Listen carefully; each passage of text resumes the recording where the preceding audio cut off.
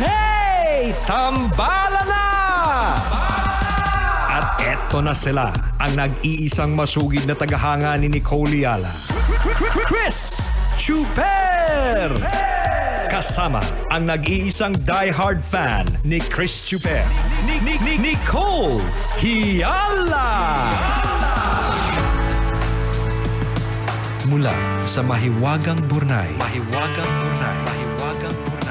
ang kwento.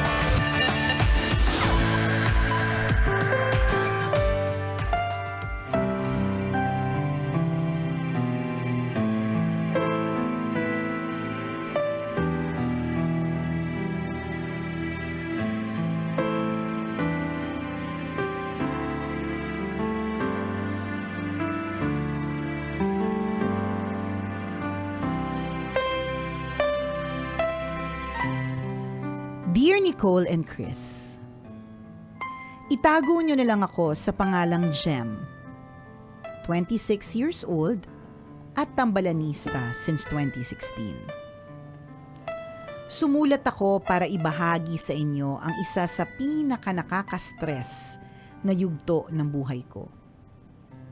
At sana ay kapulutan ng aral ng mga kapwa ko tambalanista, lalo na yung mga kabataan na mapupusok pa at hindi nag-iisip bago gawin ang mga bagay-bagay.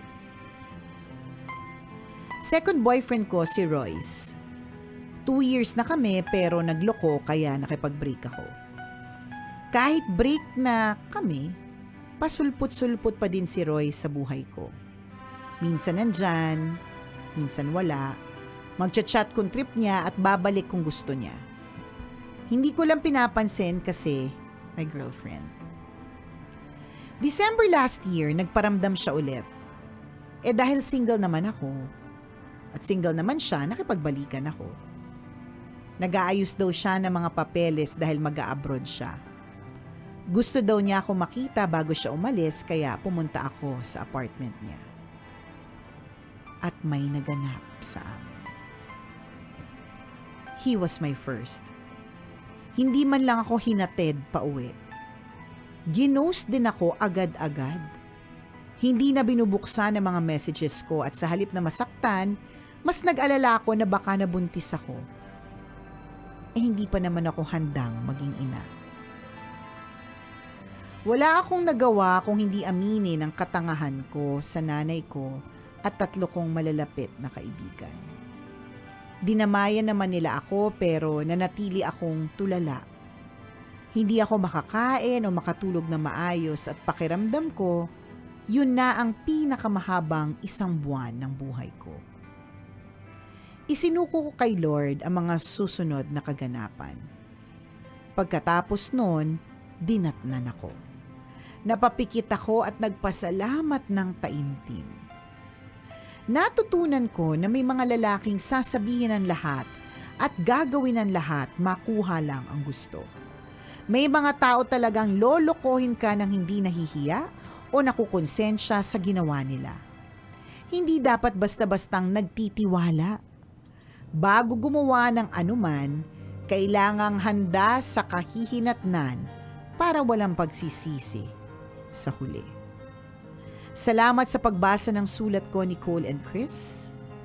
Ang inyong tambalanista, Jem.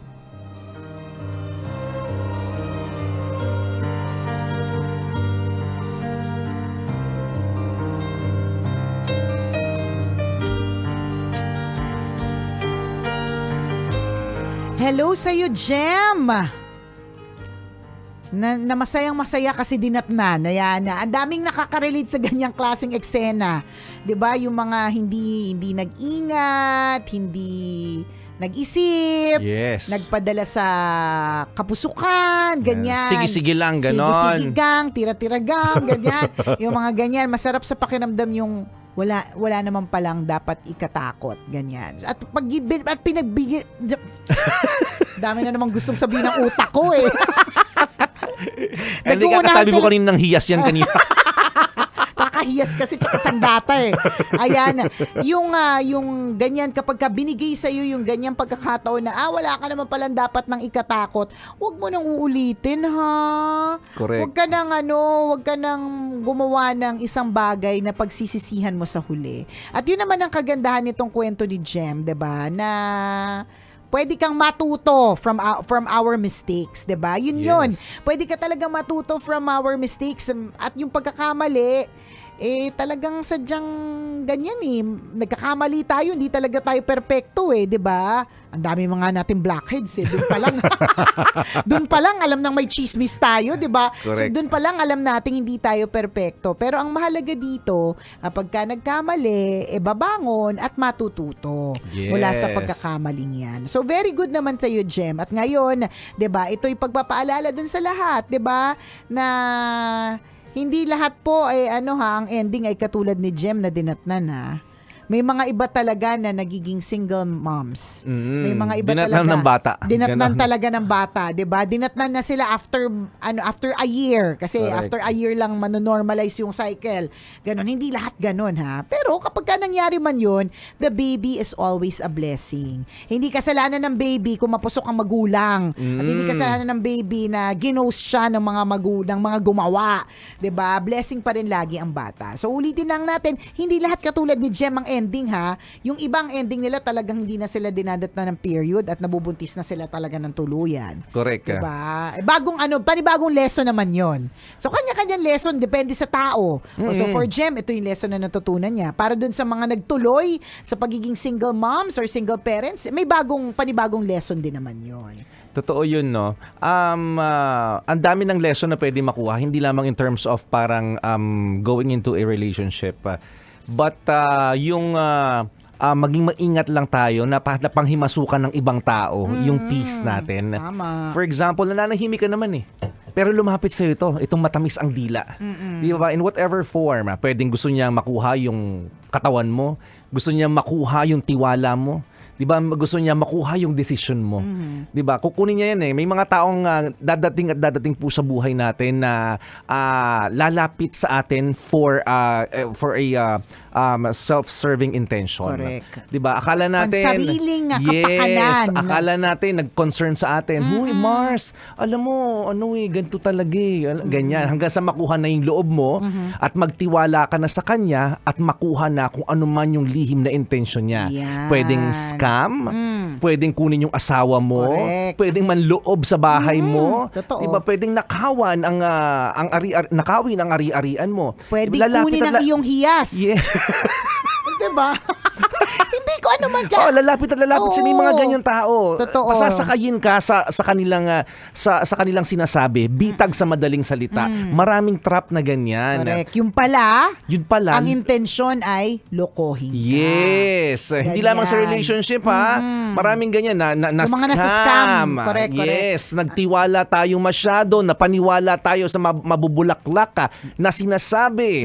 'Di ba? In the end, 'di ba, umuwing walang rice cooker sa Totoo. bahay ninyo Correct. kasi ninakaw niya. Tama. Totoo. 'Di ba? Yung mga modus. Rice cooker Totoo. talaga yung naisip mong kunin. Diba? Mali mo, may masarap na Correct. kanin doon, tapos At may saka, adobo sa ibabaw. Totoo. Diba? Weakness niya yun. Rice toppings niya. Ang laki ng rice toppings. Mali mo, kahinaan niya yung, Rice teka nga, cooker. alam ko yung kapitbahay niya, sila Oo. niko nagluto ng adobo sa kanina. Tapos ang rice toppings nila nandun talaga sa rice rice cooker. cooker. Diba? Hindi, pero totoo. I mean, alam nyo po sa mundo ngayon na ang weird na ng takbo ng pag-iisip ng ibang mga tao. Yes. Minsan hindi mo masasabi.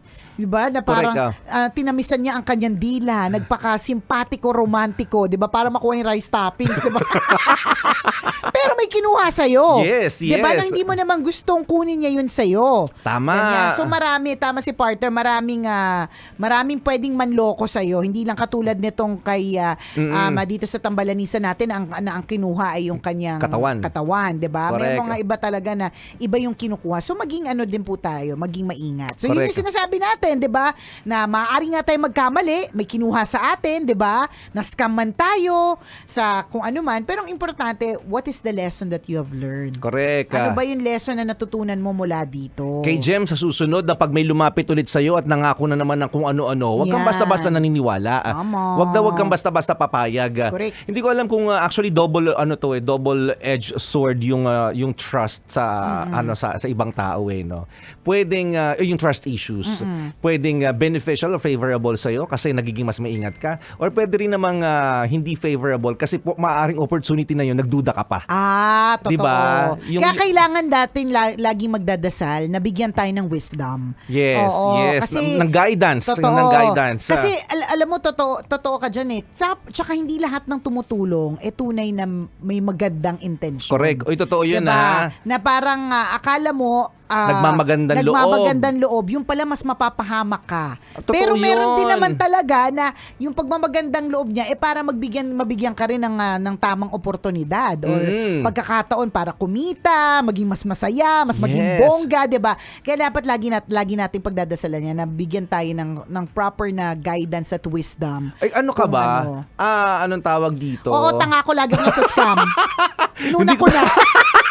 Okay na ba? Pwede na ba? Ang galing mo. Pwede mag-move on sa next topic. Ang galing mo, nabasa mo ganyan nasa isip ko. Ang tagal na Nag-iisip natin ako paano si sugarcoat Huwag ka na. Matagal na tayo magkasama. Kahit na, saan Hindi, ganito pagbalik-balik na lang. ka, no? Madali ka ba magtiwala sa Oo sinasabi naman. ng ibang tao? Oo, That's partner. why. So, nakuha na namin yung sagot. Kaya nga, di ba? Oo na, nilibasan ako na scam. Okay na. So ngayon, Mabilis ako magtiwala ano yung lesson? So ngayon ba, since Okay, ang lesson na natutunan ko dyan, partner, hindi porke gwapo, meron talagang hindi siya scammer. Ang hirap Kasi sa'yo, Nicole, pag nakita mo kasing medyo may itsura, wala na. puspusa na yung tiwala mo sa kanya. Di ba? Hindi, may itsura to so sigurado to, katiwa-tiwala. Ayan. Dahil ang dami pong scammer, may itsura. Yan. Correct. So lesson learned ba na nakuha mo dito? Matagal ka na ba magtiwala ulit sa ibang tao? Alam mo, hindi pa rin masyado. Hindi. Sabi ni Lord, hindi talaga natututo to. Hindi, Ang dami-dami na nga, hindi pa rin Hindi, nakukuha yung lesson, sasabihin niya. Ang dami ng pagkakataon na naloko, ganyan. Pero maaaring naging mas maingat, pero hindi ibig sabihin na hindi na nagtitiwala. Okay. So mas maingat, pero nagtitiwala pa rin. Anong klaseng pag-iingat yung ginagawa mo sa ibang tao? Kunyari, teka, matabil hindi matabil, mabulaklak ang dila nito, ang bunganga nito. Ano yung gauge mo na, sige, papayag, makukuha niya yung tiwala ko. Teka, mag-iingat ako. Anong pang-gauge mo doon? Bilang isang taong kakaskam lang, hindi ko po masagot yung tanong na yan. Charot. Hindi, yung nandito tayo sa mundo ng internet. Okay. Nandito tayo sa mundo ng knowledge is power. Oo. So, magiging gauge ko is kapag ka marami na akong nalaman tungkol sa kanya. Dati Okay, kasi tama yun, dati tama kasi yun. parang pag basta sinabi niya lang naniwala lang ako. Yun na yun. Tama Na hindi yan. ako Due nagtanong. diligence ang tawag Correct, dyan. na hindi na ako nagtanong, hindi Correct, ko na correct. inalam. Parang basta nagtiwala lang ako. Sabi niya wala siyang girlfriend meron pala, 'di ba? Sabi niya ito pangalan niya, hindi pala. Yan yung mga scam sa akin nung araw. Sabi niya legit yung business, hindi pala. Totoo. Ganun. So Correct. nagiging Tama yan. kapag yung marami na ako nalaman tungkol sa kanya, mas marami na ako na research. Saka siguro mas nakikinig na ako sa instinct. Kapag pakiramdam ko mabigat, may something, baka may mali. Correct. Oo, parang ganun. Kasi minsan nakakatulong din yung gut feel yung instinct na tinatawag. Although I don't always trust it, partner, kasi nga yung instinct na rin naman na yan yung dahilan kung ba't ako na-scam ng ilang beses. So ang importante naman yun nga, natututo. Correct. Nagkakamali, oo. Nasa-scam, oo. Naluloko, oo. Naiiwan, oo. Pero ang importante is matuto ka. Correct. Oo. Diba? Ako consistent ako sa pagiging cynical sa sa mga tao. Oo. Hindi na ko pagka may lumapit sa'yo tapos nag-offer ng help, may feeling ka na duda ako lagi. Ganun. Oo, kahit minsan Tamang nagbibigay na. pandududa. Anong lesson naman matututunan dyan sa pagiging pandududa mo? Ang madaming opportunities na napapalagpas. Oo, na-miss. Na parang siguro dapat magbigay din ako ng tiwala na parang, Correct, tama correct. naman, sincere naman pala yung tao, pinagdudahan ko pa. Totoo. Ako naman, partner, ganito. Ako naman, baliktad mo talaga. Ako, ilang beses nang trusting ko talaga. Ilang beses na nangyari, partner, na na-realize ko, pupunta ako sa, alimbawa, may gusto makapag-collab or meeting. Hindi ko na masyadong inaalam yung tungkol doon sa taong yun. Kalad ka rin ka talaga, no? Ever totoo. since. Yung parang, dinala ko yung buong pamilya ko dito sa lugar na to. Hindi naman pala ako. First step ko naman pala siyang mamili. Oo, mahilig ka sa ganyan. Minsan nag-guest kami ng podcast, dinala kami, anong usapan dito? Bastusan pala dito. Hoy, sikat yun sila.